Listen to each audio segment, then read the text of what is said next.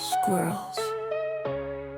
So upon my journey, I've been finding myself going through a lot of different scriptures, through a lot of different books, cross-referencing.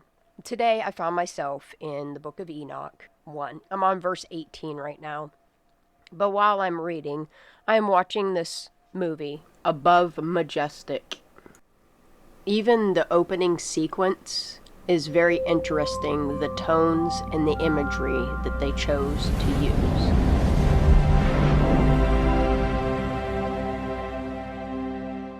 Their Trinity is an inversion of everything that is holy.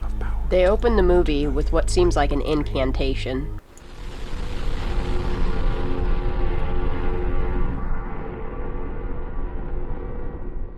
Few people laughed.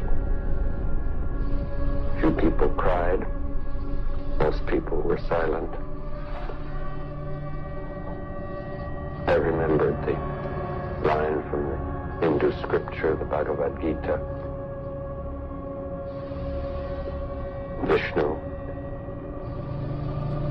is trying to persuade the prince that he should do his duty, and to impress him takes on his multi-armed form and says, "Now I am become death, the destroyer of worlds." The Trinity nuclear test was done, and Robert Oppenheimer said, "We have done this before."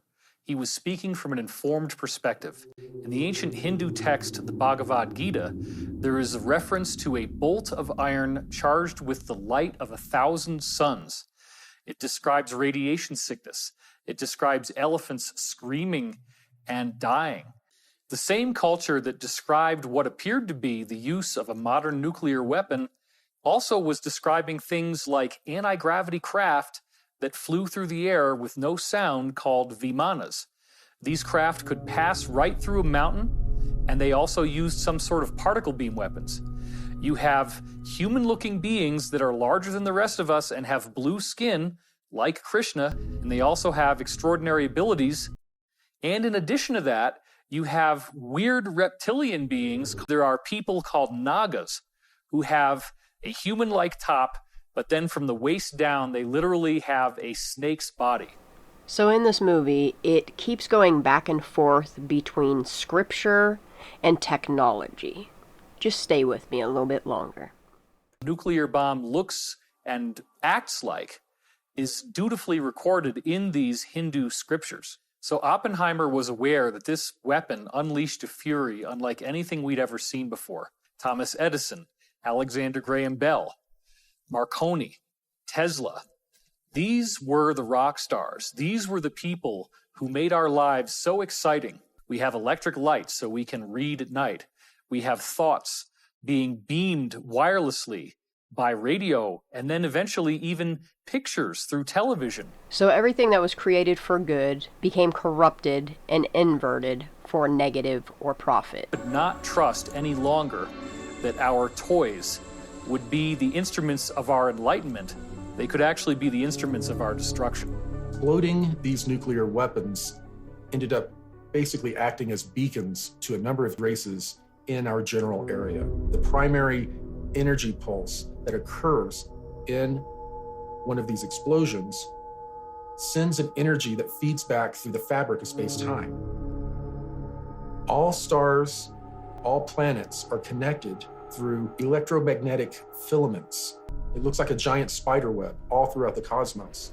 When a nuclear explosion occurs, it sends a feedback through this cosmic web. This is a problem because these extraterrestrials not only communicate through this cosmic web, but they actually travel through it from star to star. Portals and CERN. When we detonated these devices, we sent out a signal saying not only are we at a certain level of advancement, but we're not at a certain level of advancement spiritually. So then I got to thinking, when did they stop using the word demon and replace it with the word alien? The shift from using the word demon to alien was not a sudden official replacement, but a gradual cultural transition that accelerated during the mid-20th century. The transition timeline, pre-19th century, supernatural encounters were almost exclusively interpreted through religious lenses. Beings from other realms were typically described as demons, devils, or spirits. Mid-20th century, the space age hits. Following the 1947, man, a lot of shit went on in the 40s. Following the 1947 Roswell incident and the rise of modern UFO sightings, the term alien, meaning extraterrestrial, began to replace religious terminology in popular culture. In 1969, Passport to Magonia argued that modern alien encounters are identical in nature to historical reports of demons, fairies, and angels. It's what you're seeing roaming the earth that people are every once in a while are catching on camera. Why the change occurred? And society became more scientific. Yeah, science, NASA, all of it. People sought technological explanations for the inexplicable events rather than spiritual ones. Cultural narratives. The Cold War era shifted fears from the spiritual hell to the physical outer space. Terminology shift. UFOologists developed scientific, in quotes, sounding labels like close encounters to confer legitimacy on reports that previously would have been treated as a religious vision or a demonic possession. Our current perspectives, these two terms are still frequently linked today. Many religious groups maintain that the modern world calls aliens are actually demons or spiritual imposters, masquerading as extraterrestrials. So when you take a step back and you look at it from a celestial point of view, angels and demons, CERN, portals. That has a mirrored effect to society. It's the law of correspondence, as above, so below. So when you become more conscious of an individual, that makes society itself raise in consciousness. And when each one of us, every single one of us, begins making ourselves more aware, society itself is going to become more aware. Multiple insiders with credible military and corporate backgrounds have said that unexplained spacecraft have appeared over nuclear missile installations and have completely powered them down. First, I'd like to briefly describe the incident that I experienced in March 1967. We had operational control over 10 Minuteman nuclear missiles.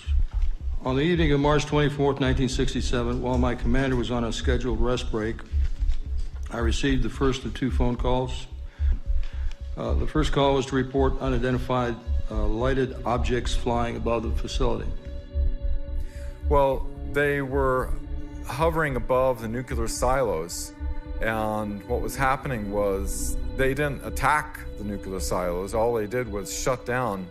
Captain Robert Salas had like 8 nuclear-tipped ICBMs, and they all got shut down in rapid succession. In the year 1990, all of the nuclear warheads in the U.S. and in the USSR completely melted down, became radioactively inert, right during the same time that all of these nuclear missiles were literally melted down inside the warhead.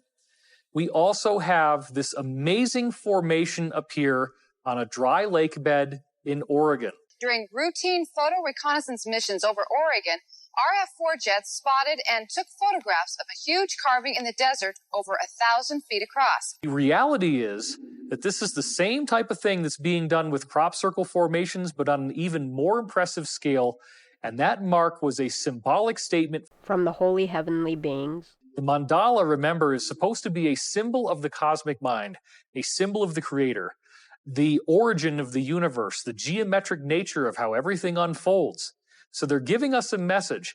They're showing us that they will make sure that we stay on track for this positive future that's been promised to us in over 35 different ancient cultures around the world. Ladies and gentlemen, tell me what you think in the comments below.